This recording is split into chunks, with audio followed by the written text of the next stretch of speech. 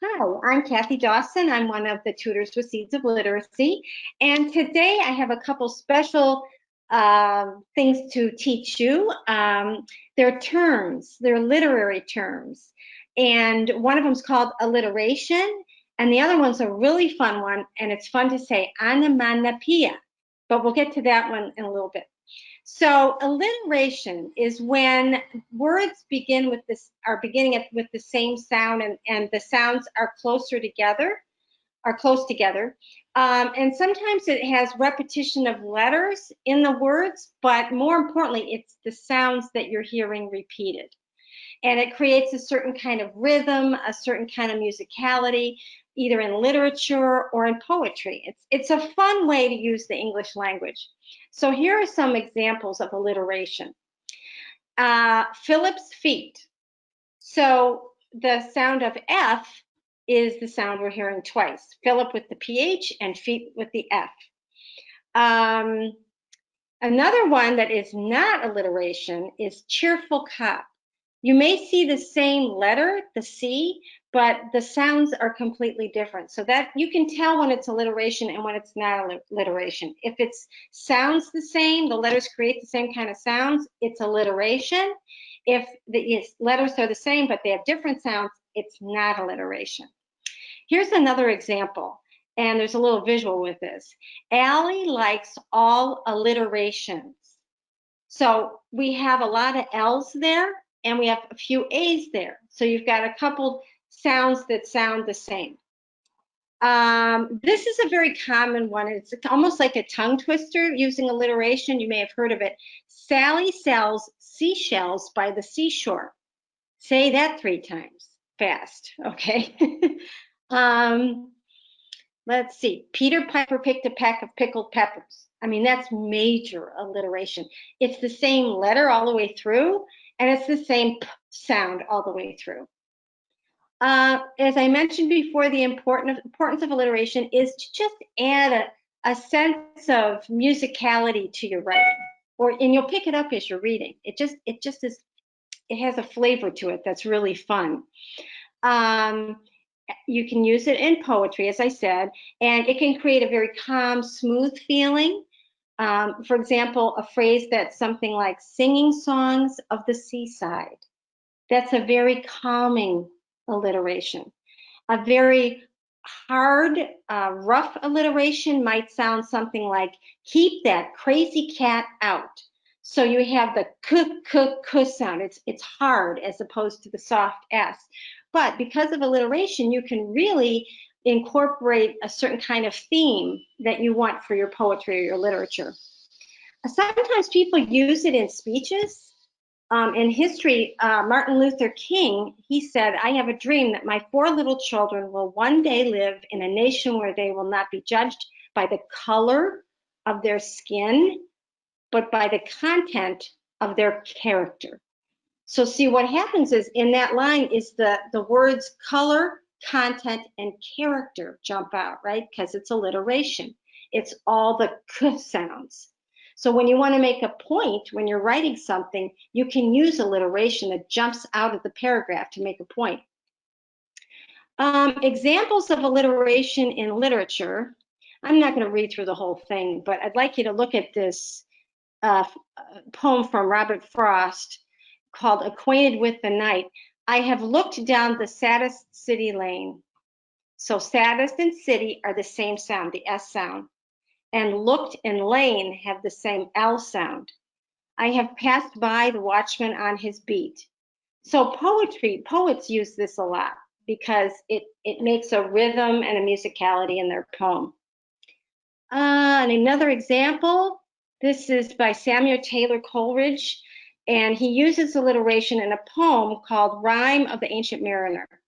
The fair breeze blew, the white foam flew. I don't know about you, but I can see that. And the reason I can see it is because of the alliteration. The white foam flew. I can just see it coming, the white caps coming off the waves. The furrow followed free. We were the first that ever burst into that silent sea. So I love alliteration. It's just a great way to write. You don't want to overdo it, but it's nice to put it in at certain places. Examples of alliteration in pop culture. I'll tell you, when a company wants to brand something, a product, often they use alliteration. Here we go. American Apparel, that store that makes everything in America.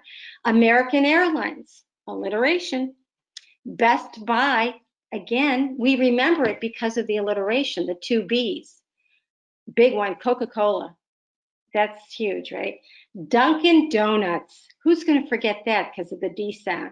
And Krispy Kreme, same kind of thing. Many, many people use it. In fact, I use it in my business. I'm a relationship coach. You know what my brand is? It's Kathy the Coach. There it is, alliteration, because I want you to remember it. Some things that have to do with celebrities or cartoon characters: Donald Duck, Fred Flintstone, Marilyn Monroe, Mickey Mouse, Porky Pig, Sammy Sosa. You know, again, it has to do with catching your attention and keeping it in your memory. So that's alliteration.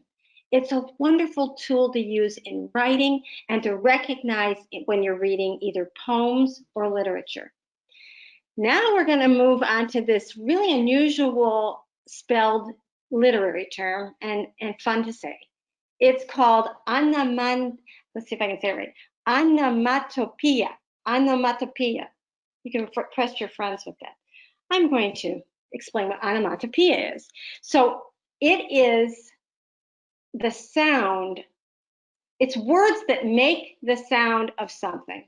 Like words like boom, pow, whoosh, wham.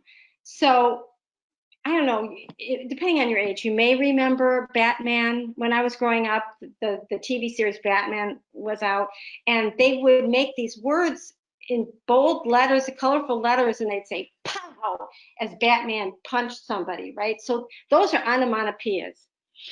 A dog barking, it's so much more effective to say woof, you know? You can almost hear, you can see the dog as opposed to saying the dog barked. You just say the dog said woof or went woof. Now, there is a distinction. There are some words like sigh or chew that some people think are onomatopoeias. They're not. They're words, but they don't make the sound. So if you were to try to write this, that's an onomatopoeia. Like if you're ever texting someone and you say, I'm tired. That's an onomatopoeia because you're using letters to make a sound of a word or how you're feeling. Some of the most common onomatopoeias are words that animals make. Like I said, woof, woof, arf, meow, hiss, purr, chirp, ribbit, you know, for like a frog. Moo for cows, neigh for horses. If you can do a roar, great. That would be an onomatopoeia. Cock-a-doodle-doo, because if you listen to a rooster, it actually says that. It actually sounds like cock-a-doodle-doo. And they give some other examples for like water, pitter-patter, the rain, the pitter-patter of rain, drip drops, rat-a-tat-tats on a tin roof, the babbling of a brook, the ocean's crash. You know, the word crash, I mean, it's a word in and of itself, but when you say it, crash, you can almost feel the ocean going against the rocks. So the importance of using onomatopoeia, it helps the reader become immersed in the story because of the way the word draws them in, and it helps you visualize the scene because you can almost hear what's going on by the words that the author chose.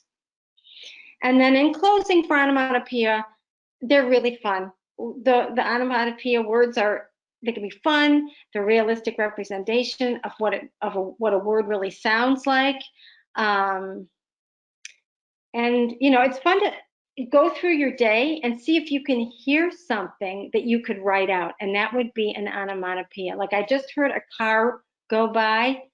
I don't know how I'd write it, but you know, listen and see what you hear and tell yourself, oh, That's an onomatopoeia, and see if you can write it out. So those are the two literary terms I wanted to tell you about, the alliteration and the onomatopoeia. If you want to learn more, you can go to this source, which is literaryterms.net, and you can learn more about those two literary terms. Okay, have a good week, and I'll see you next week.